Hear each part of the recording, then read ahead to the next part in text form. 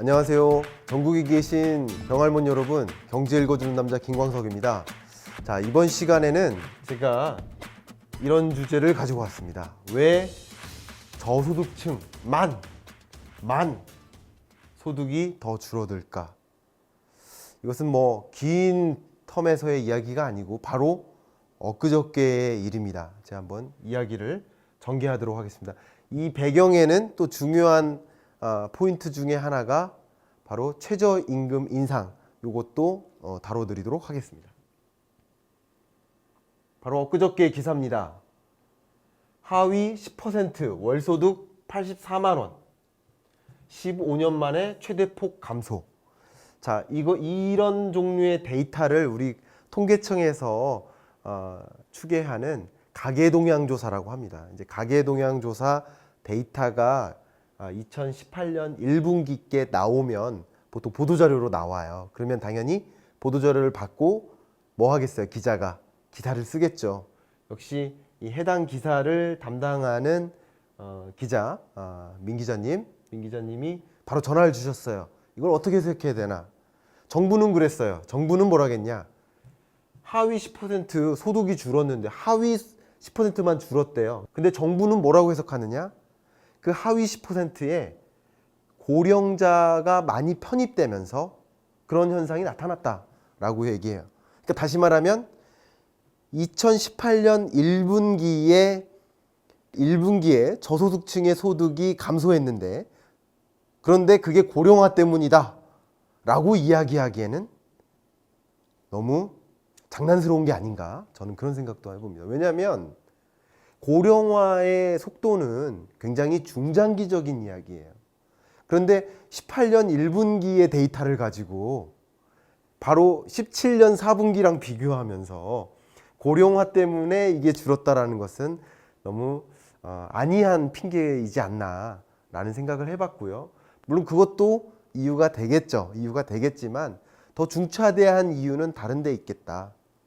왜냐하면요, 여러분, 이미 제가 이런 말을 했죠. 저소득층 중심으로 고용 안정성이 떨어진 것이 영향을 미친 것 같다.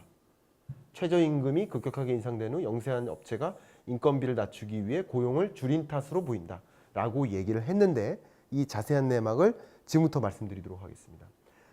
항상 소득이 줄면 경할몬 여러분, 소득이 줄면 뭐를 탓하라?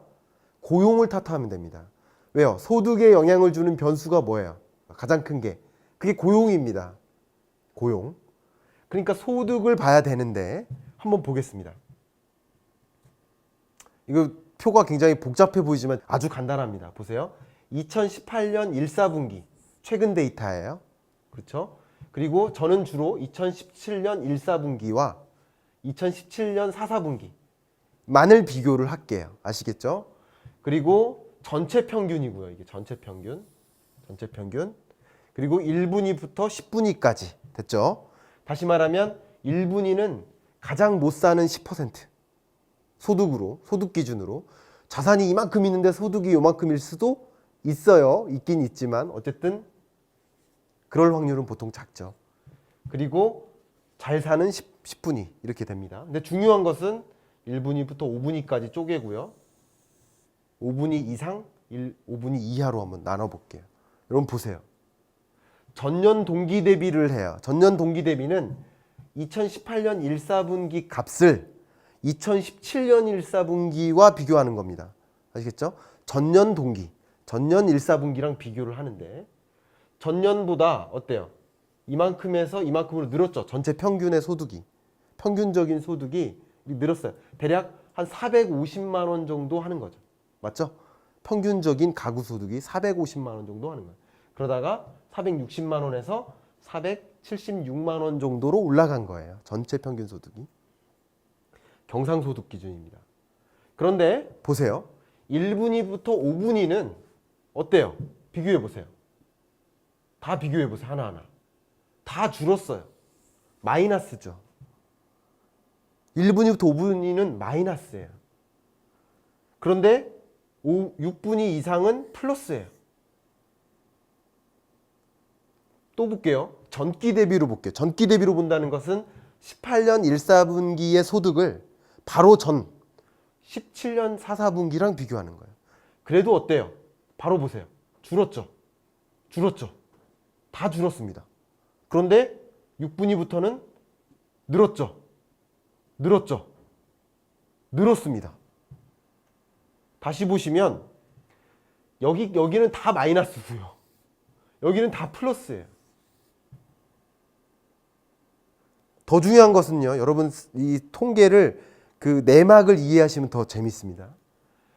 자, 여기서는 11만 7천 원이나 줄었어요. 22만 6천 원이나 줄었어요. 근데 2분위보다 준 폭이 더 크죠. 예를 들어서 400만 원 있는 사람이 20만 원 준 거랑 200만 원 버는 사람이 20만 원 준 거랑은 다르잖아요. 근데 소득 수준이 더 작은데도 더 많은 규모가 줄은 거예요. 이건 엄청나게 많이 줄어든 겁니다. 아시겠죠? 결국은 5분위는 줄긴 줄었지만 얼마 안 줄었고 실제 자기 소득에 비하면 준 비중이 얼마 안 된다는 거예요. 근데 84만 원 버는데 23만 원이나 준 거예요. 이거는 어마어마하게 줄어든 겁니다.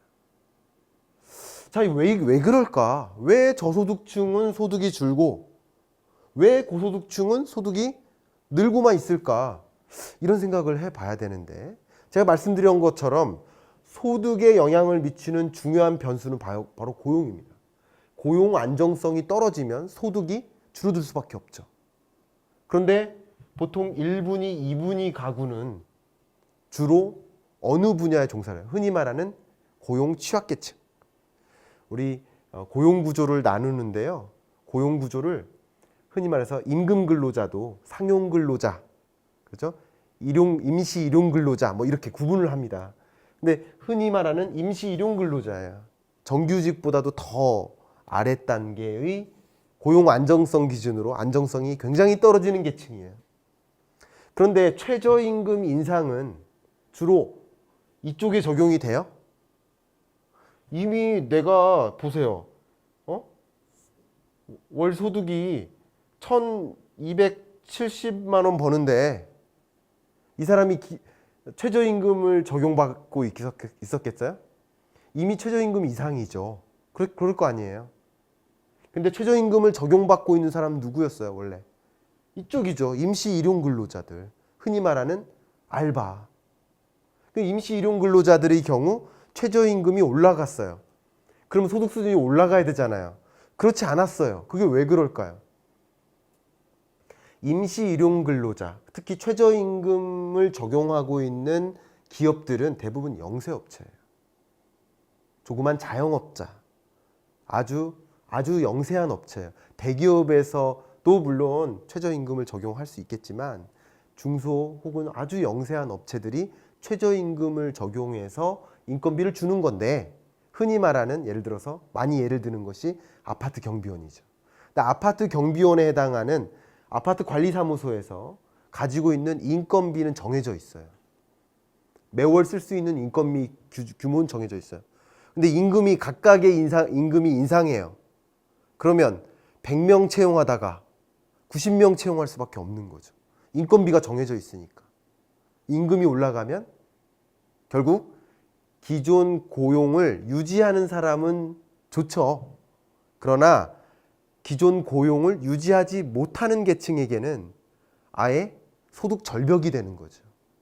결과적으로는 10% 정도 예를 들어서 임금 수준이 올라갔지만 아예 일자리를 못 갖게 되는 계층들이 이렇게 있게 되면서 소득 수준이 엄청나게 줄어든 겁니다.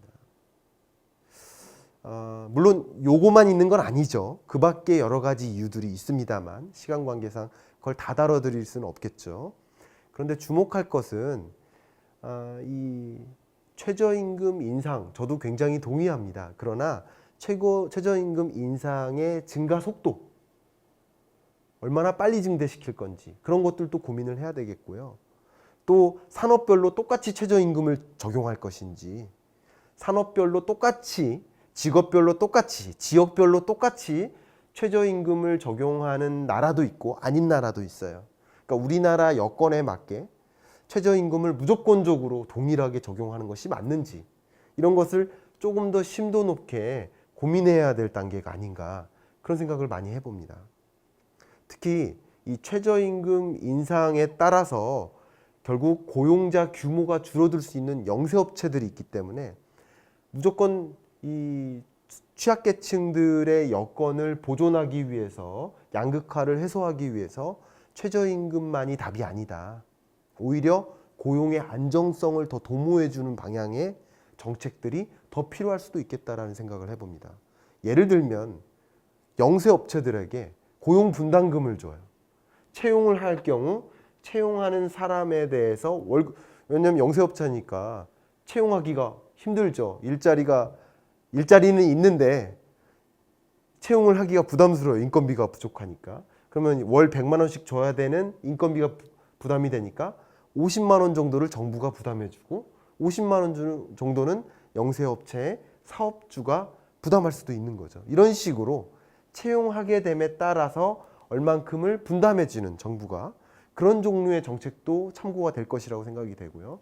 어쨌든 취약계층의 어떤 소득 여건을 개선해 주는 건 좋겠지만 그것과 동시에 고용의 안정성이라는 두 마리 토끼를 동시에 잡을 수 있는 정책 대안을 더 적극적으로 모색해야 될 그런 상황이 아닌가 생각을 하면서 이번 주 경제 읽어주는 남자 강연 모두 마무리하겠습니다.